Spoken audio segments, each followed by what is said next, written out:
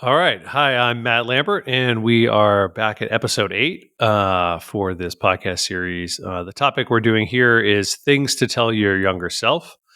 And I had a great conversation this morning with a friend in the Lean and Kata community, Gemma Jones, and she give her full credit for inspiring the topic of today. We talked a lot about origin stories and a lot of why we are in the field we're in, um, which falls under operations transformation, continuous improvement, but ultimately some big thematic whys came in, really wanting to help and create a positive ripple in the world and really help people to think clearly, see clearly in structured ways, and solve problems, whether it's at work or home.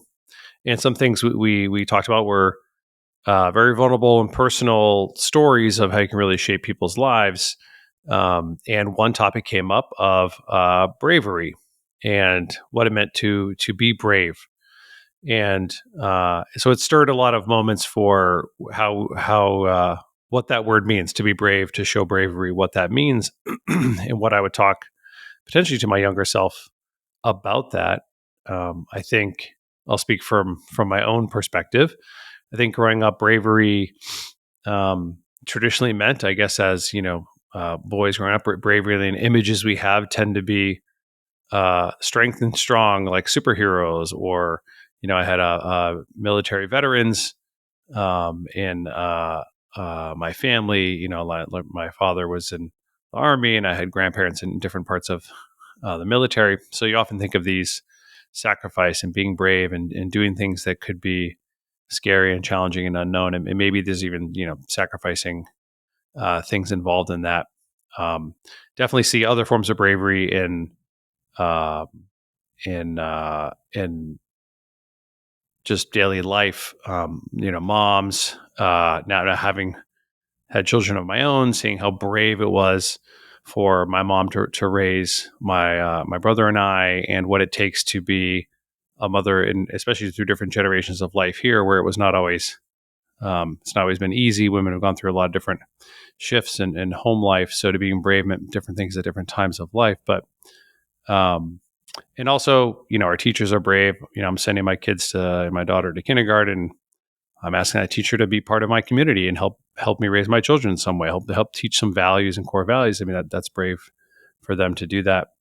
Um, and but I think there's micro moments of what it means to be brave. Could be recording an 8th episode of this podcast and sharing some topical, factual things, but also sharing some personal stories. There's bravery in doing one more of these. There's bravery in getting up and doing the thing again, saying what you mean and following up there. There's bravery in at least those micro moments as well. It's a lot easier to stop. It's a lot easier to not participate and not show up. Those are easy. It's easy to default back. It's brave to stand up and show up and be present. Um, so Jem and I talked a lot about that. And I think I think how I would, it's funny raising my kids now, what I would tell a younger Matt, I suppose, about bravery was, I guess a little bit of that. Sometimes bravery is, yes, it is trying something new, knowing that, uh, at the early days, you usually have a lot of unknowns, and that, can be scary and have fear around it. But there's bravery in trying anyways, and looking at, there's learnings in trying something new. You learn something new about yourself. Um, and there's bravery in reaching out for help. And me talking to Gemma this morning, I had a couple calls with other colleagues, Kelly, Mallory, and Tracy Defoe as well, and Mark Rosenthal this week. We had a few good chats, and I was asking them for some help for me to think through some ideas. And there's bravery and saying, hey, I need your help. Help me think through this, which then leads into taking me to a better place, and then hopefully that makes me want to pass it on to someone else. So I think as I get older, I shift to what I think the word brave means. It moves less from a strong, forceful kind of strength uh, pillar into sometimes brave is actually being one of the quietest, most mindful things in the room, and maybe not even acting is an act of bravery in and of itself, depending what that moment is. Every moment I get my kids ready for school in the morning, or get them ready for bed, the choice to, how do I interact with them? How do I teach them, coach them? Sure, there's moments when I have a 3-year-old and a 6-year-old. I'm in toddler fun. There's some amazing magical moments, and there's also some real challenging, triggering moments as well. And so, in those moments, it's brave to decide. It's easy to show frustration and raise your voice.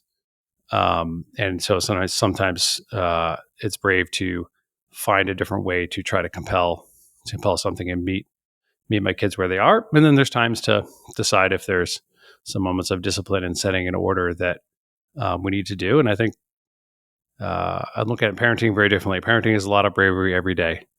So I definitely have more empathy for my parents in that regard as well. But so I'm interested in how others think of when you hear the word brave or to have bravery for something.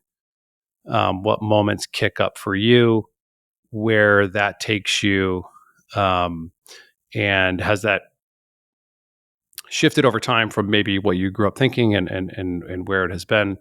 Um, if I if I pause for a moment and think of some of the bravest, I guess I think on the spectrum of where I've seen bravery the most, usually it's in moments of like the greatest empathy, or when someone's at their biggest struggle. I was thinking about this before posting. I think one of the bravest things I've ever seen, or one of the bravest people I've ever met, was my wife's cousin, Joelina.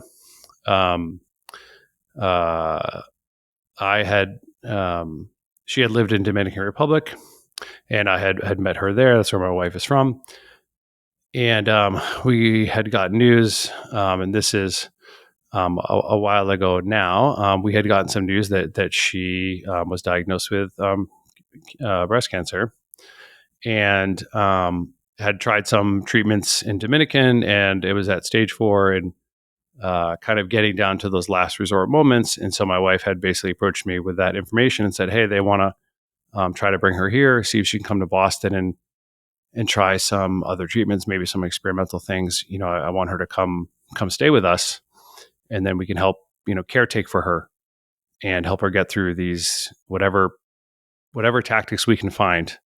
But we want her to come live with us."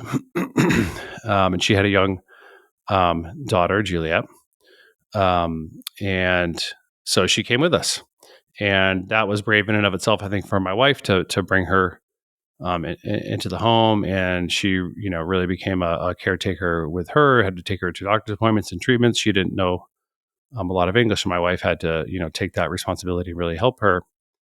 Um, and so living with her for um, a little while we were going through different treatments and trials, and trying to get her the best care we could. Um, there was moments where, I mean, she was really in pain. Different chemicals and toxins in her body, trying to work things out, and chemotherapy and all those things. And there was just one moment where I remember she liked to, I'd wake up, and sometimes she'd have like a glass of orange juice and be like taking care of me. And then I literally had just assumed she was using orange juice that we had bought in the container.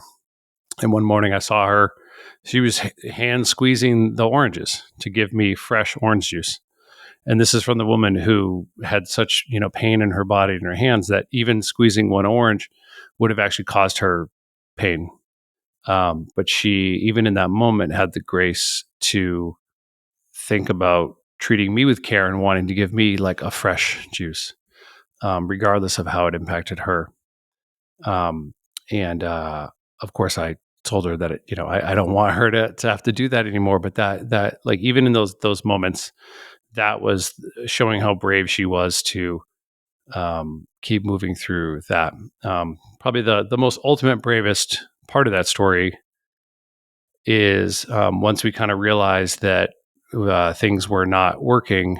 We were not finding cures or treatments, and I think she had kind of was coming to terms of where things were headed. Um, she took a moment to ask Esmeralda, my wife, and I to be godparents to her daughter. And so, depending on your traditions or where you're from, sometimes godparents is like a very serious thing. Sometimes it's we just want to have you be close to our family and someone in the family.